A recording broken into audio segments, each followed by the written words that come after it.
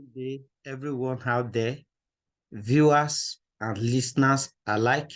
You are welcome to virtual reading of the Tale of Hexagon City with the author, Kehinde Adenegan. I'm pleased to have you online to read along with me the Tale of Hexagon City. We will begin with the first chapter of the book titled The Origin.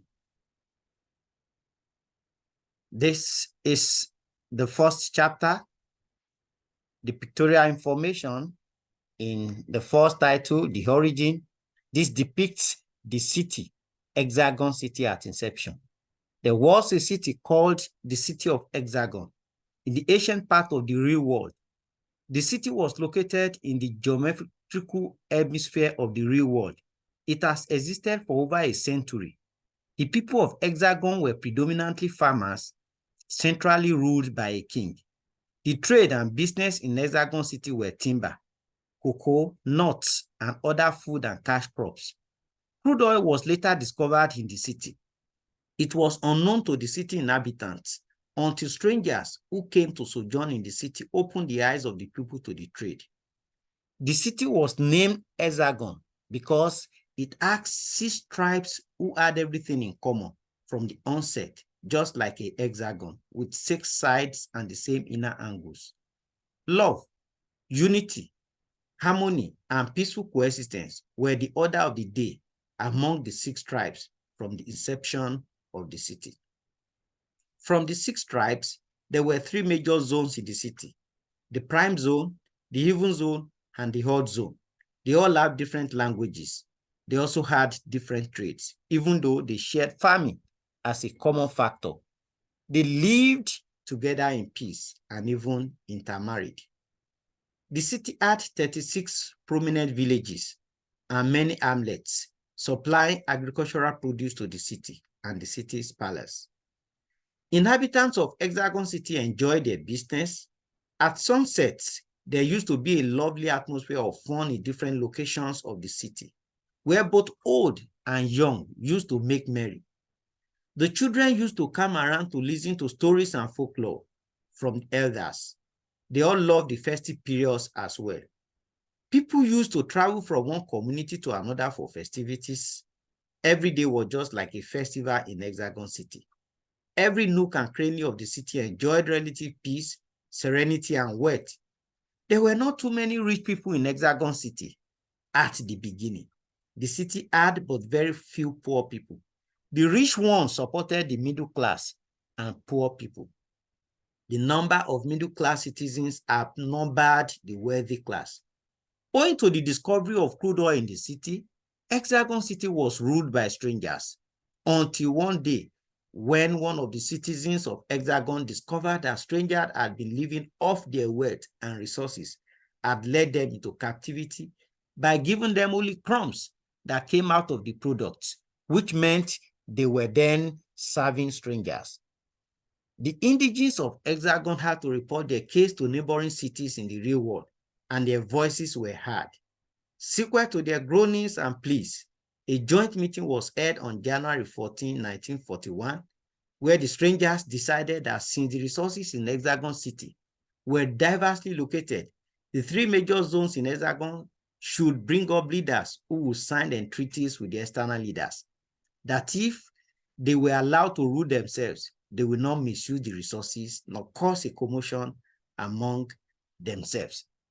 Yes, we will observe a break now, and after this break, we shall continue. Hello guys, have you heard about a new book titled The Tale of Hexagon City? The Tale of Hexagon City is not just an ordinary storybook, but educative, inspiring, and informative. A city initially ruled by strangers and made city-generated resources, and later ruled by indigenous kings, who later turned the table against indigenes. The experience was unpalatable in the sequence of kingship rules by the city banker, and the rest is a story as a. Thank you. You're welcome back from the break. we continue now with our reading.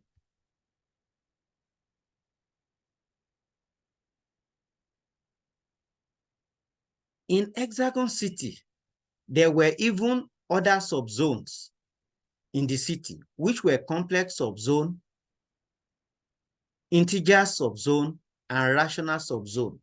Representatives of the major zones were all invited to the real-world meeting for a complete takeover and leadership of the city.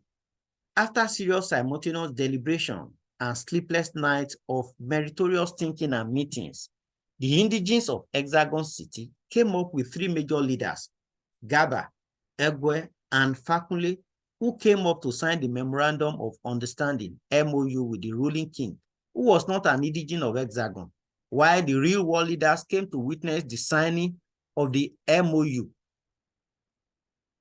to ensure that they broker peace among the indigenes of Hexagon City. The people of Hexagon City were very happy with this new development to rule themselves, lead themselves, and take decisions on their own with less dependence on people from other cities, even though strangers were not sent away from their land.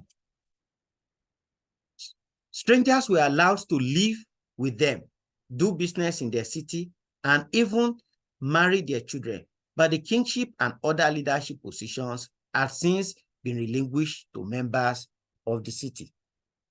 Since then, in Hexagon City, leadership is not by family domain, but members in the family domains are allowed to do selection and election. Subsequently, families were allowed to form royal family groups that considered their candidates or children worthy of the position of leadership in Hexagon City, when selected by family heads and nominated to the city's zonal leaders, who then made a formal presentation to the city palace courtyard of the group's choices. Only kings rule in Hexagon City. The enthroned kings must be indigene and must be able to speak the language of Hexagon, especially the language of the zone such a king hailed from. There was no age barrier for kingship tussles in the city, even though underage were not allowed to rule the city. Anyone considered 18 years and above is qualified to be selected and elected king in Hexagon City. The age range has now become part of the city's culture. The first enthroned king was Babalola. He ascended the throne on July 9, 1941. In the reign of King Babalola in Hexagon City, there was joy, peace, prosperity, and progress in the land. But unfortunately, the king did not live long before he died mysteriously after 2.5 years of reign. King Babalola was popularly known as K1. Being the first king, he was a household name in the city, as he was well loved because of his style of leadership and the developments witnessed in the city. After the death of the first king, King Babalola, there came another king called Lawa, who was not from the same domain as the first king of the city. King Lawa was enthroned on January 4, 1944. He almost shared the same ideology, leadership style, thinking, and opinion as the late King Babalola, who was the first king of Hexagon City. King Lawa's rule started with peace, progress, and tranquility, just like the first king in Hexagon City.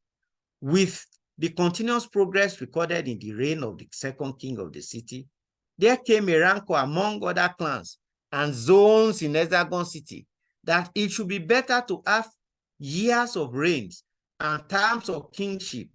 Enioluwafe led the group's proposition.